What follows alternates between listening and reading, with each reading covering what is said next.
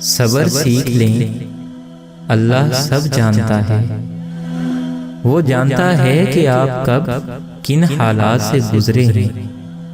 یقین کریں وقت بدل جائے گا، کیونکہ تبدیلی کائنات کا اصول ہے۔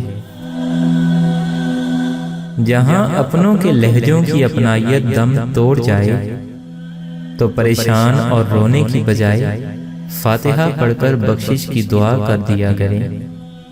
بے شک اللہ سبحانہ و تعالی صبر کرنے والوں کے ساتھ ہے۔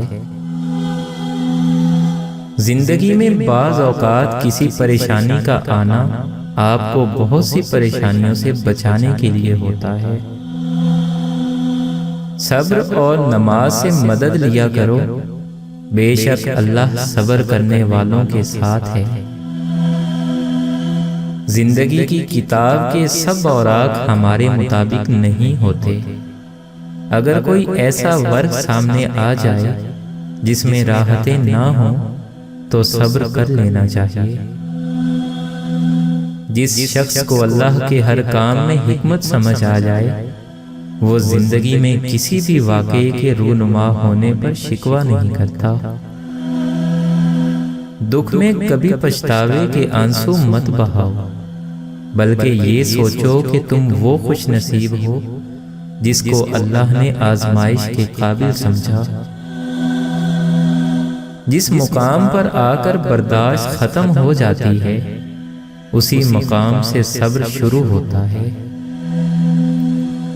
ہم تکلیف کے جس مقام پر بھی ہوں، ہم سے آگے ضرور کچھ لوگ ہوتے ہیں۔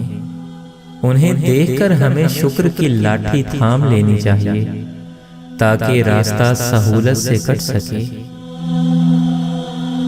بے شک مشکل وقت بتا کر نہیں آتا، مگر سکھا کر اور سمجھا کر بہت کچھ جاتا ہے۔ انسان ہمیشہ تکلیف میں ہی سیکھتا ہے، خوشی میں تو پچھلے سبق بھی بھول جاتے ہیں۔ زندگی کسی کی بھی آسان نہیں ہوتی، زندگی کو آسان بنایا جاتا ہے پیار سے، خلوص سے اور برداشت سے۔ اگر آپ کے ساتھ ناانصافی اور زیادتی کی حد ہو جائے تو صرف اتنا سوچ کر خاموش ہو جانا کہ جو ذات اوپر بیٹھی ہے وہ بہت بے نیاز ہے۔ صبر، خاموشی اور لا تعلقی بہترین انتقام ہے۔ صبر وقت مانگتا ہے اور وقت صبر مانگتا ہے۔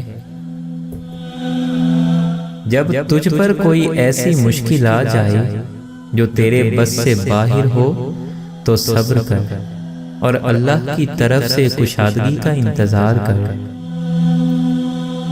صبر کرنے والا کامیابی سے محروم نہیں رہتا، چاہے اسے طویل زمانہ لگ جائے۔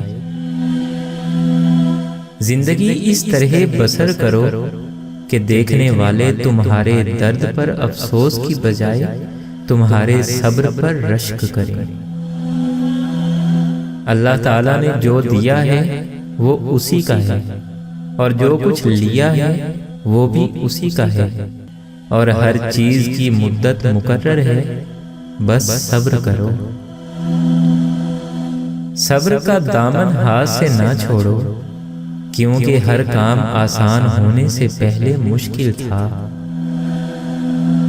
صبر سے رحمت کا انتظار کر، جو چیز تیرے لیے ہے وہ تیرے لیے ہی ہے، اور دیر صرف حکمت پر مبنی ہوتی ہے۔ صبر کے معنی یہ ہے کہ مشکل تو ہو لیکن وہ کسی سے بیان نہ کی جائے۔ صبر ایک ایسی سواری ہے جو اپنے سوار کو گرنے نہیں دیتی، نہ کسی کے قدموں میں اور نہ کسی کی نظروں میں۔ دکھ انسان کو یا تو ریت کی طرح ڈھا دیتا ہے یا پھر چٹان کی طرح کھردرا اور سخت بنا دیتا ہے۔ صبر کا گھونٹ دوسروں کو پلانا آسان ہے، خود پیتے ہوئے پتہ چلتا ہے کہ ایک ایک قطرہ کتنا مشکل ہوتا ہے۔